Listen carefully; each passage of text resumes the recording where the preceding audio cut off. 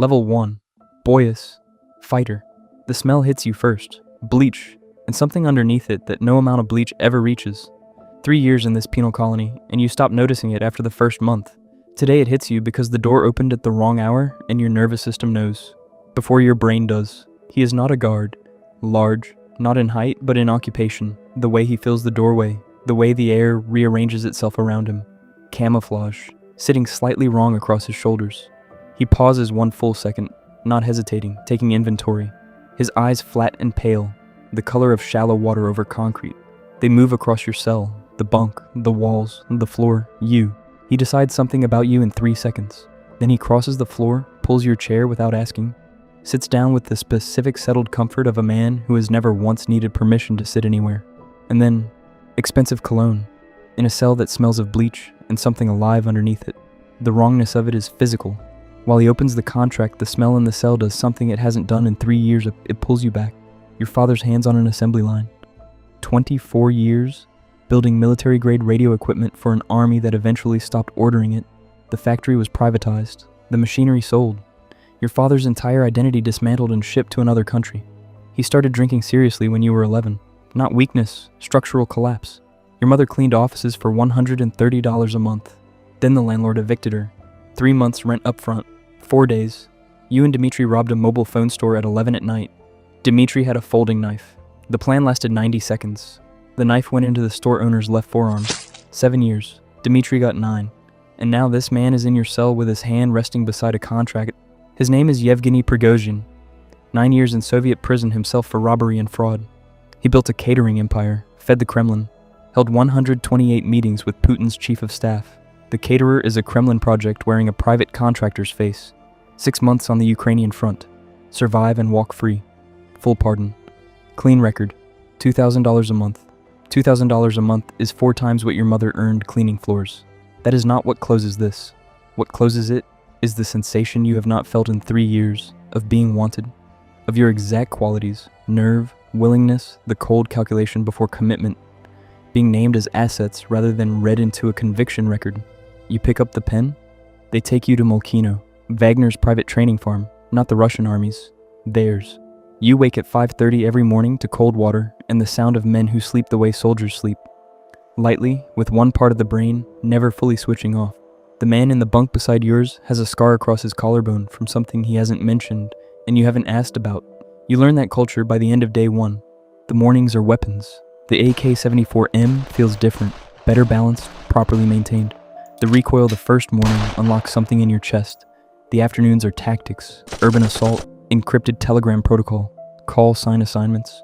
You learn to navigate by call sign. Real names are for the file in the penal colony. In the orchestra, you are what you are called. Late afternoon, day 14. The commander who has spent 2 weeks watching you stands in front of you and studies your face. Maestro. Your call sign. It lands in your chest and you don't understand why, until you realize it is the first thing anyone has called you in 3 years that isn't a number or an offense category. That evening, the barracks are quiet. Men cleaning weapons that don't need cleaning, doing the things people do when they are trying not to think about what comes next. The handler walks through once. You watch him move between the bunks and you think about the pardon, the presidential decree that is supposed to come. Nobody has confirmed it has been requested. The words form in your mouth. You almost ask. Then the handler's eyes move to yours for a fraction of a second and the words stop forming. You don't ask. You lie on the bunk with the cargo 200 patch on the shelf beside you. We are together, dead soldiers in zinc coffins. And the question about the pardon goes into the place where you keep things that have no useful answer. Across the courtyard, 2 men stand on crutches. One whose sleeve is pinned above where his elbow used to be. Prigozhin films them being called war heroes on camera. They don't look like war heroes. The patch goes on your sleeve anyway. Level 2. Commandeer Odolania, Squad Commander. 3 weeks later, you are in a trench in Ukraine and this is what a day looks like. You wake before dawn in a trench that smells of frozen mud and 11 days without washing and something underneath that you have learned not to identify. The darkness is complete. The artillery has been walking closer all night, each round landing slightly nearer than the last, patient, counting down. You eat something cold from a package without tasting it. You clean the AK, you check the thermal imaging equipment, you check on your squad. 8 men, each with a call sign, each carrying the specific quiet of people who have processed fear into something operational. Before the concert, the handler distributes pills.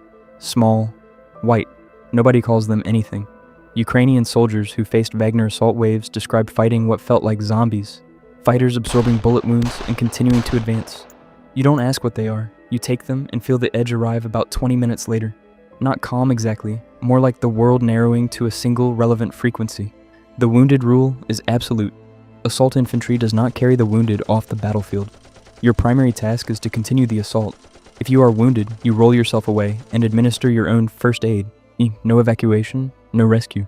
You have seen men stop in the forest and drop their weapons when it becomes too much. Dropping your weapon means standing still. Standing still means the sniper has you. You learn this once. Radibor's voice in your earpiece, completely controlled. All units. Concert begins on my mark. The man behind you takes one sharp breath, your hands doing something you cannot stop. Artillery close enough now that the ground vibrates after each impact.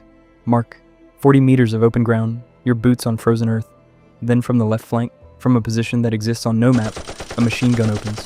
3 men go down in 4 seconds. Not dramatically. There and then differently arranged on the ground. Fast, absolute, final. You drop flat, mud against your face. A cold so specific, it carves itself permanently into your nervous system. Not a memory, a structural change. Radibor adjusting the geometry calmly in your ear. 5 seconds, you move toward the gun. The concert ends in the early afternoon. You count your squad. 1 is missing. You go back along the advance line and find him where you heard him during the assault. He's already dead. You load him onto the casualty transport and stop thinking about who is dead and who is wounded. That night in the trench, you lie awake running a calculation. If you had turned back when you first heard him, 30 seconds earlier in the advance, could you have reached him while he was still alive? The calculation produces a number. The number has no operational function. The tinnitus rings at its permanent frequency, and eventually you file the number with everything else and close your eyes. Radibor said, "Good. It means you are being watched in the way that leads somewhere. 6 months. Your body is an inventory of unfinished damage." The machine noticed. Level 3. Commandeer Vzvoda. Platoon commander. They fly you to Africa. The moment the plane door opens and the heat hits you, 38 degrees at midnight, you understand that this is an entirely different kind of war. You wake each morning in a compound with air conditioning. Real cold air. A cook who has learned exactly how you take your coffee. Strong, no sugar. And it arrives without asking. $4,000 a month wired clean.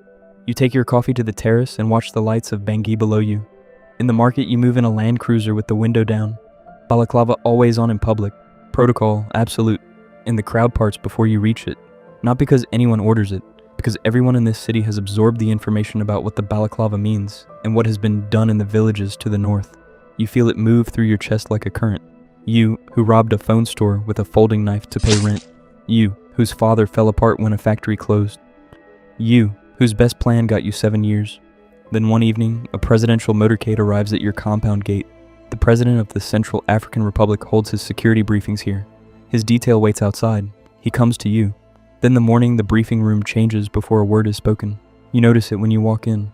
The way the assault detachment commander stands at the front. His stillness is different. The silence before he begins is the silence of a room that knows what it is about to be asked to contain. 11 minutes of clean operational language. 3,000 civilians. A town called Mora. 5 days. The silence after sits on you like something with physical weight. That evening, one of your men comes to you quietly.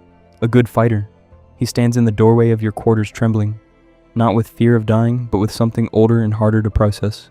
He says he cannot do what is being asked. You look at him, and you know exactly what happens to men who cannot follow orders in this organization. You tell him to do it anyway. He does. Day 1 of the operation. Day 3. The smell gets into your clothes and into the air inside the balaclava. You stop tasting your food properly. Day 5, the second order arrives. Move the bodies. Place weapons in the hands of people who are unarmed when they die. Photograph the arrangements. Deliver them to the government as documentation of successful counterterrorism. You do it. That evening, you write the report at your desk. Clean columns, accurate numbers, professional language. Somewhere in the writing of it, something completes itself inside you. The last functioning connection between your actions and your sense of yourself, as someone to whom actions have moral weight, quietly severs and goes still. You don't notice it happening.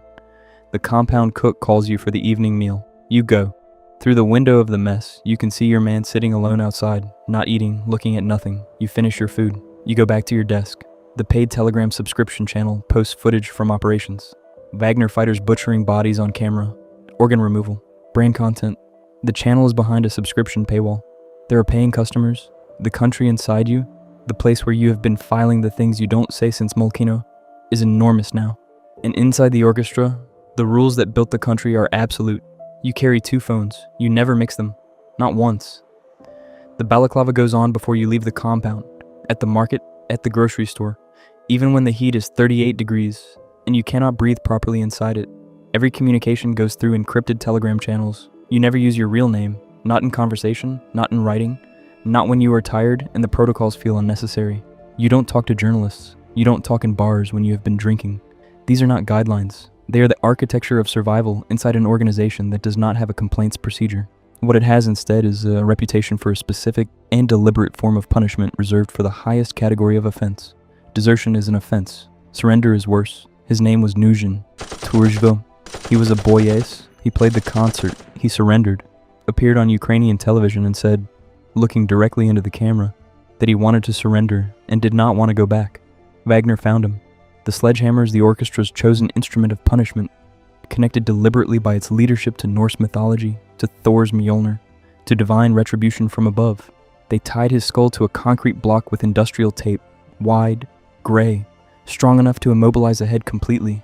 One blow from above, filmed in high definition, published with a title translating as A Dog's Death for a Dog, distributed to every musician in every country within the hour. You watched it on your phone at the end of a day in the compound, put it down, had dinner. The machine watched you do both. It saw what it needed to see. The promotion comes 3 months later. Level 4, Commandeer Otreada, Assault Detachment Commander. Up to 300 men. The level where Ratibor built his name, where Zombie built his, where Lotus became the most celebrated field commander Wagner produced. Your call sign Maestro is known to every Commandeer Vizvoda in your detachment before they meet you. A day at this level begins on the terrace at 6 in the morning. Your cook brings the coffee without being asked, strong, no sugar, and you sit with the mine report and your percentage of the Indasima extraction figures. The machinery below never stops. You can feel the vibration of it faintly through the terrace floor if you sit still enough. By 8, you are at your desk. Cookie box flight manifests, gold in boxes labeled as food products on military flights. The term used inside the organization without irony by men who have shot down UN drones and filed the paperwork. Diamonds sold on Facebook Marketplace through front company accounts, publicly. On the largest social media platform on Earth, you initial the listings. 2 phones on the desk, 1 for operations, 1 for the family you see once a month, never mixed, not once, not ever. When the UN peacekeeping force flies surveillance drones over the mine, you coordinate with the CAR military, and they are shot down. The United Nations, their aircraft, at your mine. You file it under asset protection and initial the next document.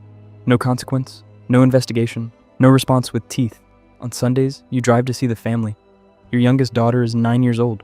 She listens to your cover story with the patience of a child waiting for you to finish before asking the real question. She asks if you are okay.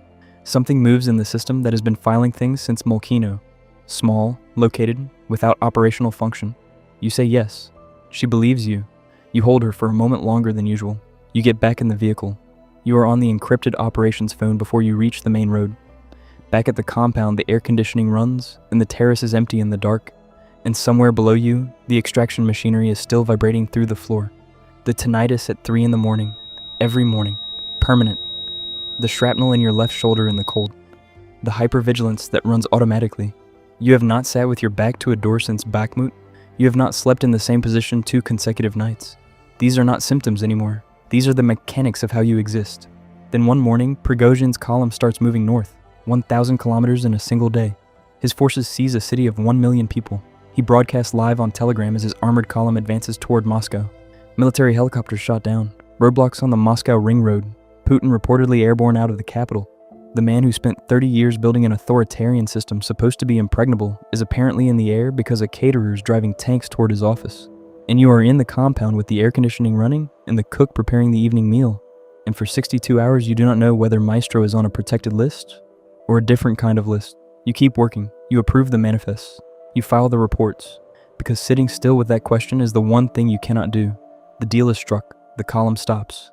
62 days later, his plane falls out of a clear sky. All 10 killed. You expected something to change after that. Level 5. Soviet Komandirov. Council of Commanders. Nothing changed. Africa Corps. SVR control. New handlers whose names you know by call, sign only. You wake at 5 and sit with the operational summaries before the compound stirs. The call signs survived everything: Ratibor, Zombie, Lotus, Maestro, because the call signs are what the machine remembers. By 8, you are in a meeting with the new handlers. They have changed an operational protocol you built over 3 years in the field. You know, with the absolute knowledge of someone who has run 300 men through Bakhmut and Mora and then Dasim Aman, that it will cost lives. You raise it once. You explain the operational reasoning clearly and without emotion. The handler looks at you with the flat patience of someone who has not come here to learn from you. You do not raise it again. You implement the protocol. You move through airports with documentation that does not officially exist under a name that belongs to the machine rather than to you. There is a moment, recurring, at different airports on 3 continents, where a border agent looks at your documentation, looks at you, and waves you through without question. Every time it happens, you feel something that is not quite pride and not quite pleasure, but is located in the same part of the chest as both. You exist in 30 countries, simultaneously in ways that no government can trace, and no sanction can reach, and no court can summon. You sit in rooms where the people across the table know your call sign and your operational record and nothing else. You are simultaneously everywhere the machine operates and officially nowhere. The boy who walked into that phone store is so far from these rooms, he was a different person entirely. He was. One afternoon, a routine expense report lands on the desk. 245 carnations to be purchased and delivered for Prigozhin's death anniversary. You read the line, the carnations in Mora and the Nuzhin video, and the dinner afterward and the mud against your face in Bakhmut, and the 5 seconds, and the store owner's forearm, and your mother's floors, and your daughter asking if you are okay. All of it in the same system reading this line. Something moves, not much, less than before, but something faint, located, without operational function. You note it the way you note the shrapnel in your shoulder. Present, not useful. Maestro initials the document, moves to the next one. The afternoon becomes evening the way afternoons at this level always become evening. Without ceremony, without transition. One document replaced by another until the light outside the window changes and the cook announces the meal. That evening you eat alone at a table in whichever compound you are currently sleeping in. You have not slept in the same city 2 consecutive nights this week. The cook at this compound doesn't know how you take your coffee yet. You sit with the hum of the generator and the operational summaries and the specific silence of a man who has nothing left to file because everything has already been filed. The orchestra. The factory is a shell. The machinery is gone. The clinic closed. The summer camp is weekend cottages. 3,400 jobs. A statistic. Maestros on documents in 5 countries. On gold transit receipts. On the cargo 200 patch. Pressed to a sleeve before the first concert. On the carnation expense report initialed without signal, without pause, without anything responding that used to respond. The boy who handed over a pen in a penal colony cell is in a file nobody reads. Maestro sits on the council of commanders. In a penal colony somewhere, a door's opening at the wrong hour. A heaviness in the corridor that reaches the cell before the man does. A large figure in the doorway. 1 full second. Not hesitating. Taking inventory. The wrong cologne. He crosses the floor, 3 steps, pulls the chair back without asking, sits down, slides a contract across. In the cell, in the father who stopped, the mother who didn't, the factory sold in shipping containers, the knife. There is a door. The machine knows exactly when to open it. It always does.